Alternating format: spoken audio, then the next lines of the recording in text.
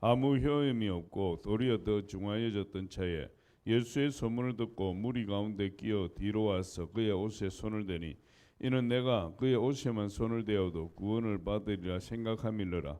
이에 그의 혈류거린이 곧 마름에 병이 나은 줄을 몸에 깨달으니라. 아멘. 30절까지 시작. 예수께서 그 능력이 자기에게서 나간 줄을 곧 스스로 아시고 무리 가운데서 돌이켜 말씀하시되 누가 내 옷에 손을 대었느냐 하시니. 여기까지.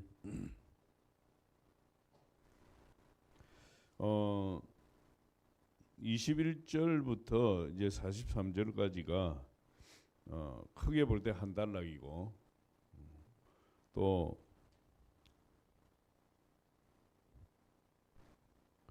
25절부터 34절까지가 혈류증 여인을 고치는 사건, 그리고 35절부터 다시 야이로의 딸을 고치는 이제 그런 사건. 이게 이제 샌드위치 구조라는 거죠. 야이로의 딸을 치유하러 가시다가 중간에 12년 혈류증 걸린 여인이 끼어들어서 시간이 지체되었고, 그리고 그 여인을 치유하시고 나서 다시 야이로의 집에 가서 죽은 딸을 살리는. 그래서 이 혈류증 여인이 이 야이로의 딸을 살리는 그 기사 중간에 끼어 있다. 이래서 이걸 샌드위치 구조라고 이야기를 해요. 우리 25절 보면은 12회를 혈류증으로 알아온 한 여자가 있어 12년 동안 혈류증으로 고통당했다 이 말이죠. 혈류증이라는 것은 피가 멈추지 않는 거잖아요. 계속해서 피가 내리는 거, 피가 나오는 거. 그러니까 이게 율법으로 부정한 병이에요. 유출병인데 부정한 병. 그래서 참 이게 아주 안 좋은 거죠. 근데 이 여인이 12년 동안 이 혈류병을 알았다. 이 무슨 말을 하는 거죠? 긴 세월 동안 고난 가운데 있었다.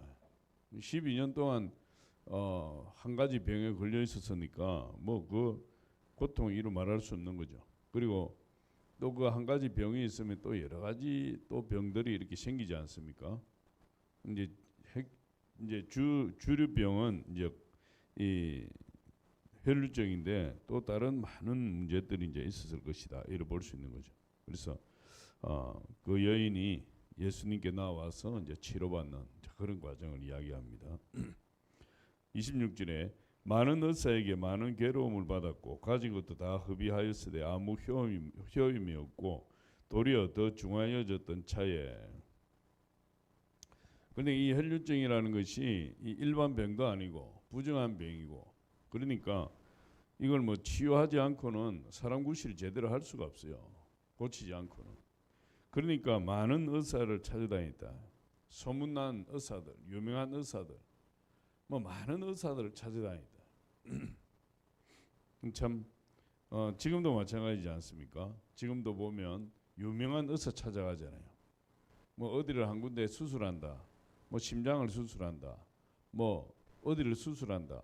그랬을 때 이게 경험이 많고 유명한 의사를 찾아가야 돼.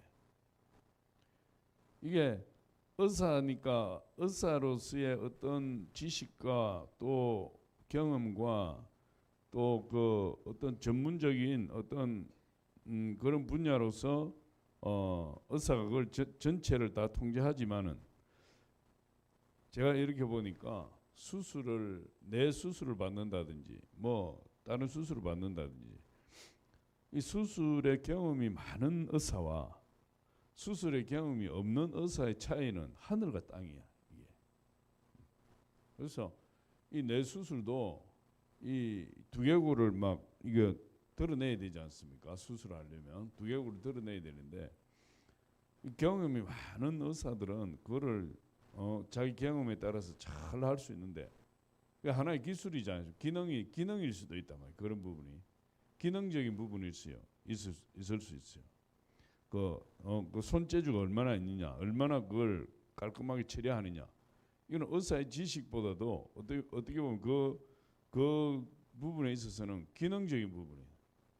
기능적인 부분은 경험이 많아야 될 거 아니에요. 경험이 많아야 잘한다. 뇌 수술 같은 경우도 어떤 경험이 없는 의사가 하는 것과 경험 많은 의사가 하는 게 틀리죠. 제가 아는 분도 뇌종양 때문에 뇌 수술을 받았는데 서울대병원에서 이렇게 수술을 받았는데 뭐 수술 잘 됐다 그랬어요. 가니까 제가 신방을 가니까 이 수술을 해서 이렇게 괜찮더라고. 그런데 신방 갔다 오고 나니까 나중에 이야기를 들으니까 문제가 생긴 게 뭐냐? 이 두개골을 다시 그 같은 접합을 했는데 그 접합 부위에서 염증이 생겨가지고 그 두개골을 다시 드러낸 거예요. 다시 드러냈고 이 염증 부분을 치료해서 다시 했는데 그때 뭐가 잘못돼가지고 이 사람이 어린아이가 됐어. 어린아이. 그 큰 덩치가 어린아이가 돼가지고 뭐 병원에서 그렇게 되니까 더 이상 손을 쓸 수도 없어요. 병원에 있을 수도 없고 그래가지고 요양병원에 갔다. 요양병원에 한 달, 그때 당시만 해도 꽤 오래됐는데 한 달 요양비가 100만 원. 그 부인 되시는 분이 그 요양병원 주변에 식당인가 취직을 해가지고 한 달에 100만 원 받아서 그 남편 요양병원비 되더라.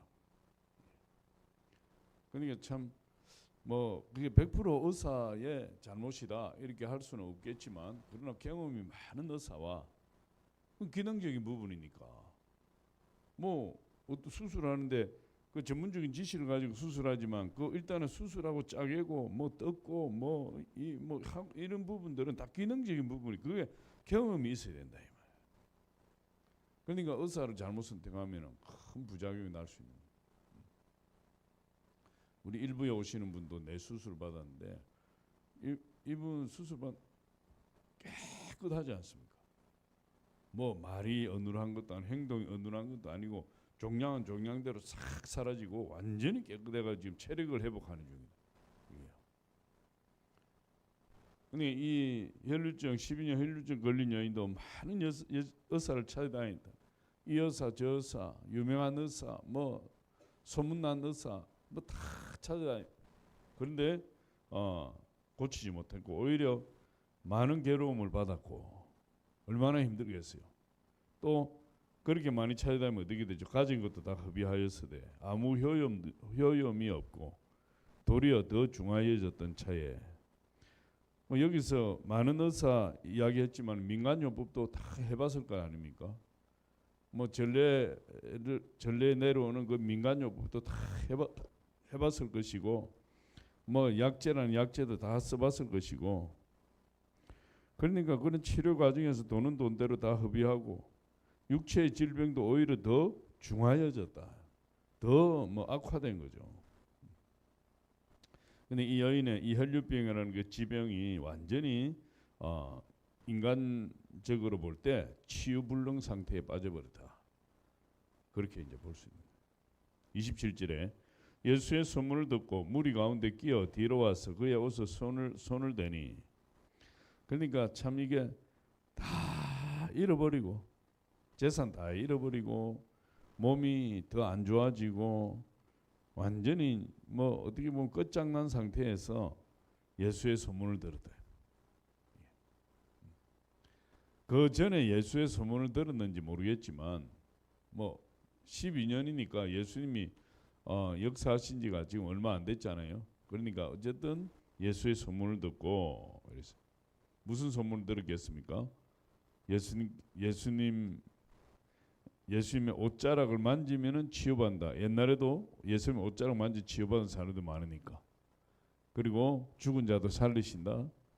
뭐 많은 그 기적에 대한 소문을 들었겠죠. 우리가 예수를 믿는데 먼저 믿음은 들으면서 난다. 자꾸 들어야 돼요.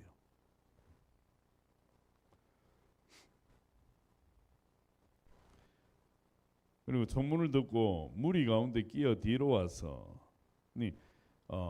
그 당시에도 예수님이 한번 뭐 움직이시면 수많은 무리들이 따르지 않습니까? 제일 지근거리에서 12제자가 예수님을 보호하고, 그리고 뭐 그다음에 뭐 70인의 제자도 있고, 또 뭐 수많은 사람들이 밀고 땡기고 막 정신없는 거예요, 이게. 근데 그런 가운데서 예수의 소문을 듣고 이 여인이 예수님 찾아왔다.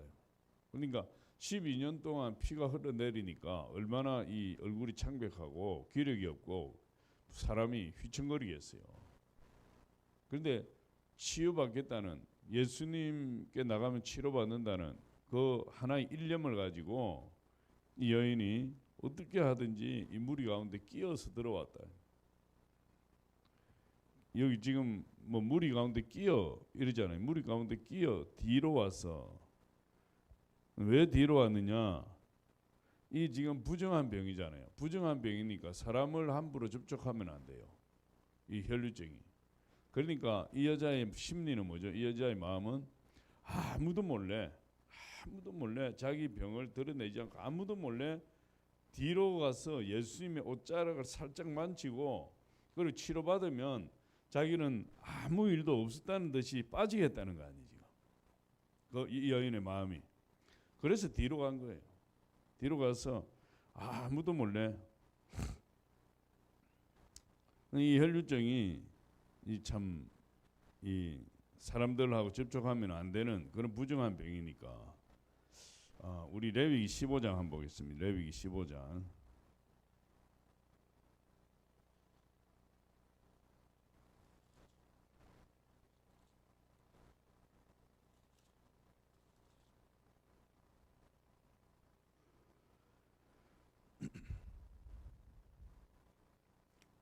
(15장) 19절.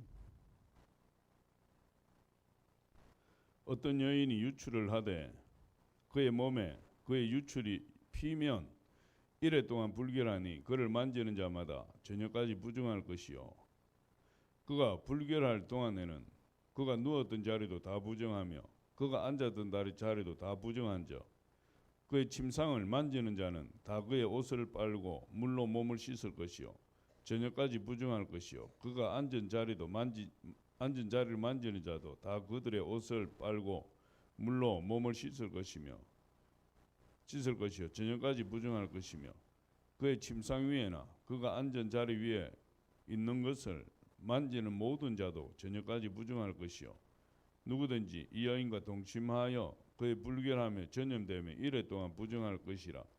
그가 눕는 침상은 다 부정하니라. 다 부정하다. 만지면 부정하고 부딪히면 부정하고 뭐 다 부정한 거예요. 그러니까 이 지금 이 유출병을 가지고 이 함부로 나갈 수가 없는 거죠. 사람들을 접촉하면 안 되니까. 만약 그렇게 되면 어떻게 되면 거기에 상응하는 이제 또 어떤 행함을 해야 되니까 아주 골치 아픈 것이고.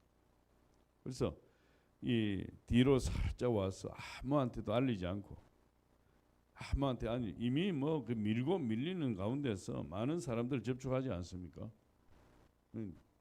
아무한테 알리지 않고 조용히 치유받고 조용히 빠지겠다, 이건 생각으로 나온 거죠. 그래서 그 옷에 손을 대었다. 옷에 손만 대어도 이런 거예요. 28절에 보니까 오늘 27절에 예수의 소문을 듣고 무리 가운데 끼어 뒤로 와서 그의 옷에 손을 대니 이는 내가 그의 옷에만 손을 대어도 구원을 받으리라 생각함이러라.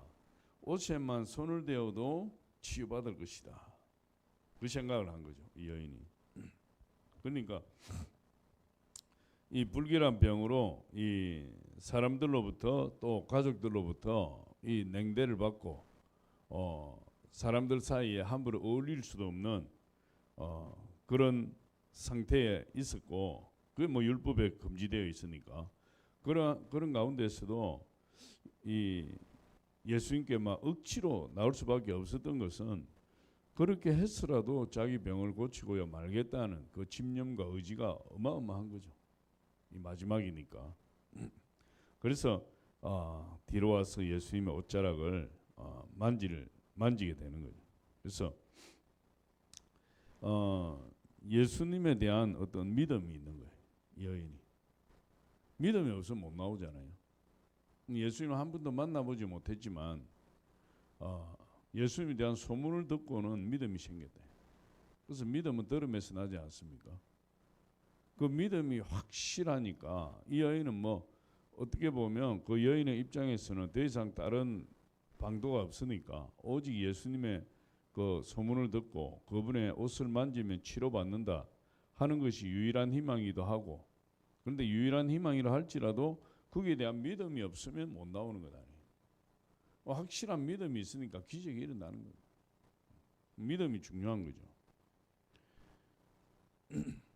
믿음이 없이는 하나님 기쁘시게 하지 못한다 이랬잖아요. 그래서 우리가 믿음을 가지고 나요. 손을 대어도 구원을 받으리라 생각하밀어라. 확실한 믿음이잖아요. 확실한 믿음. 조금도 의심하지 않는 그런 믿음. 그 믿음은 의심하면 안 되죠. 바람이 밀려 의심하게 되면은 그 응답받을 생각을 하지 말라. 마치 바람이 밀려 요동하는 바다 물결 같으니 의심하는 자는 그와 같다.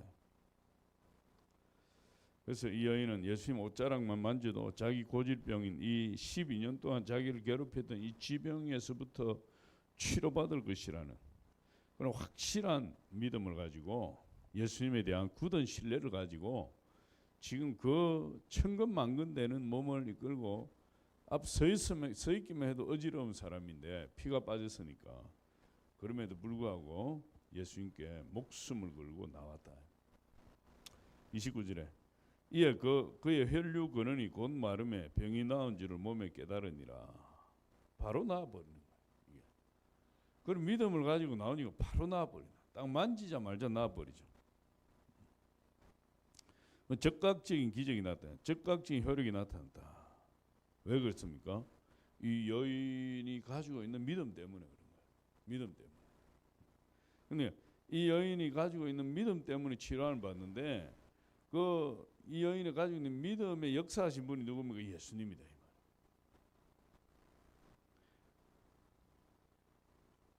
그러니까 그 딱 치료함을 받았는데 이 여자가 어떻게 되는 거죠? 내가 치료함을 받았구나 하고 딱 깨닫는 거예요. 예, 그의 혈류근을 곧 마름에 병이 나은 줄을 몸에 깨달으니라. 누가? 이 여인이, 당사자가. 딱 예수님 만지는 순간 내가 치료함 받았구나 하는 것을 깨닫게 되죠. 뭐 이런 경험을 우리 많이 하지 않습니까? 저도 이런 경험을 몇 번 했는데 뭐 예를 들어서 기도원에서 이제 기도를 하려고 하는데 금식을 하고 기도를 하다 보니까 뭐 몸이 완전히 그냥 뭐 힘이 하나도 없고 뭐 예배도 제대로 못 드릴 정도 그런 적이 몇 번 있었는데 오살리 기도원에서 하루는 그렇게 된 거예요. 완전히 몸이 막 그냥 쭉 처져 가지고 몸을 일으키기도 힘들어. 그래서 뭐 그 앞에서 설교하시는 분은 그때는 뭐 부흥회하는 그런 것이 아니기 때문에 기도원에서 이렇게 뭐 상주하는 목사님이에요. 막 예배 끝날 무렵에 기어서 가가지고 그 강대상에서 내려오는 계단이 몇 개 있는데 기어서 가서 그 계단 앞에 있다가 목사님 내려오는데 발목을 딱 잡았어요. 기도 좀 해달라고. 손을 얹는 순간 힘이 확 나버려. 손을 얹는 순간 힘이 쫙 들어와 버린다니까 이게. 그러니까 하나님 예수님의 역사가 그런 데에서 많이 일어나지 않습니까? 또 뭐 그런 경험을 뭐 몇 번 했는데 그 하루는 정말 이게 문제가 산더미처럼 쌓여 있어서 이거 기도를 하기도 막 막막한 거예요. 이게 기도굴에 들어갔는데도 막 막막하고 이게 지금 해결은 안 되고 이 문제는 이게 참 큰일 났다. 이제 예배 시간에 이제 들어갔어요. 들어갔는데 막 설교를 듣고 이제 기도를 하는데 이게 막 몸이 천근만근이잖아요. 그런데 그때 이제 전체 기도를 쫙 해주는데 딱 그 목사님 와서 손을 딱 얹는데 얹는 순간에 막 몸이 뜨기 시작하는 거야. 몸이 막 진짜 무릎을 꿇고 있는데 내 느낌은 한 지면에서 한 이만큼 떠. 내 몸이 실제로 떴는지 안 떴는지는 나는 내가 눈을 감고 있어서 모르긴 한데 좌우전 지면에서 한 이만큼 막 방방 뜨는 것 같아. 내 몸이 막 그렇게 뜨는 느낌이야. 그런데 그 안수를 받고 나니까 그 무거웠던 몸, 그 찝찝했던 몸이 깃털처럼 가벼워져. 이 안에 있는 근심 걱정 하나도 다 날아가 버리고 몸이 깃털처럼 가벼워져. 이게 하나님 역사하시는 거잖아요. 그러니까 하나님이 딱 역사하실 때 우리가 깨닫게 되는 거예요. 하나님 역사하시고 질병이 도망갔구나, 떠나갔구나. 근데 이 여인도 곧 바로 자기만 느끼지만은 주변에서 아무도 김새를 모르채지만 자기는 만지는 예수님 옷자를 만지는 순간 자기가 치료받았다 하는 것을 깨닫다.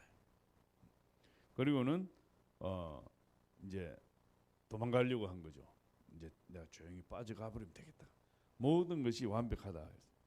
30절에 예수께서 그 능력이 자기에게서 나간 줄을 곧 아시고 스스로 아시고 무리 가운데 돌이켜 말씀하신 누가 내 옷에 손을 대었느냐 하시니 그런데 그게 안 된다. 예수님도 알고 계신다. 할렐루야. 이거 이제 내일 하겠습니다. 아버지 하나님 감사합니다. 오늘도 함께 하셔 축복해 주시고 하나님 이렇게 우리가 아버지 이 새벽에 나와서 하나님 예배 드리는 거 하나님 다 아시고 보시고 하나님 축복하심을 믿습니다. 우리 아버지 이 새벽에 나와서 기도하는 그 기도를 들으시고 응답하시고 오늘 하루도 온전히 주님과 동행하며 승리하여 하나님께 영광들 복된 날 되게 하여 주옵소서. 예수님의 이름으로 기도하옵나이다. 아멘. 하늘에 계신 우리 아버지여 이름이 거룩히 여김을 받으시오며 나라의 임하옵시며 뜻이 하늘에서 이루어진 같이 땅에서도 이루어지이다. 오늘날 우리에게 일용할 양식을 주시옵고 우리가 우리에게 죄 지은 자를 사하여 준 같이 우리 죄를 사하여 주시옵고 우리를 시험에 들게 하지 마시옵고 다만 하게서 구하시옵소서. 나라와 근세와 영광이 아버지께 영원히 싸움나이다. 아멘. 할렐루야. 우리 하나님께 영광의 박수를 돌리겠습니다.